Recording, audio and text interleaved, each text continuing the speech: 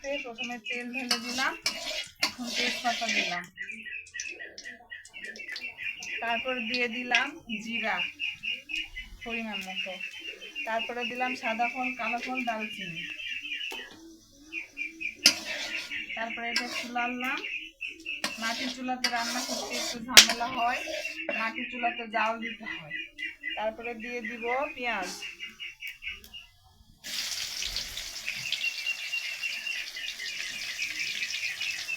তারপরে দেখেন এখানে সব কিছু করা আছে। পেঁয়াজ দিলাম,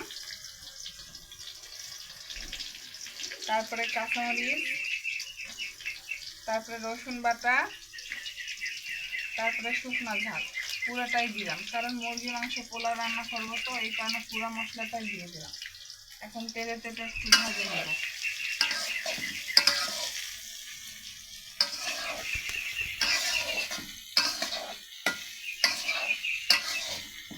তেলেতে একটু ভাজে নেব। তেল একটু পরিমাণে কম হয়েছে, আর একটু দিতে হবে।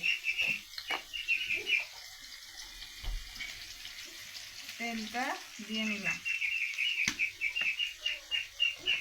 তারপরে এটা একটু ভাজে, তারপরে হলুদ, লবণ, তারপরে ধনিয়া গুঁড়া, তারপরে মশলা সব দিয়ে দেব।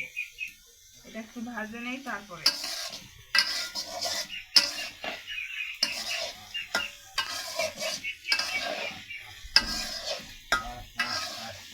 দেখেন এটা একটু ভাজে নেই, তারপরে সব কিছু অ্যাড করবো।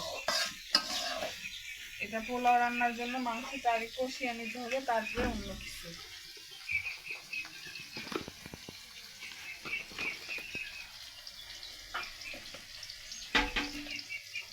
লবণ পরিমাণ মতো দিতে হবে,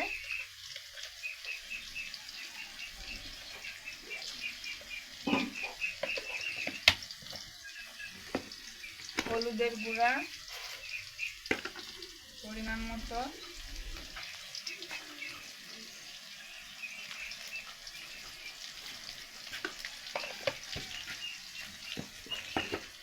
তারপরে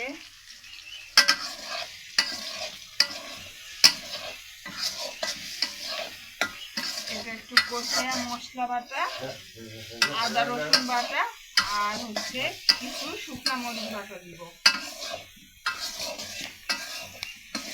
দিয়ে রান্নাটা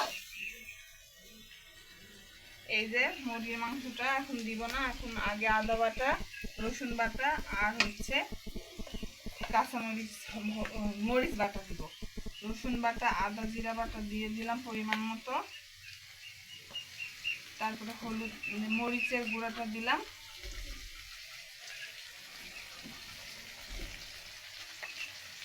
তারপরে এটা একটু লাড়ে দিলাম, তারপরে একটু পানি দিব,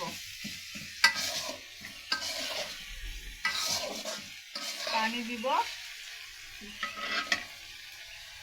মাংসটা দিয়ে নিলাম, কষাই নিব, তারপরে পানি দিব।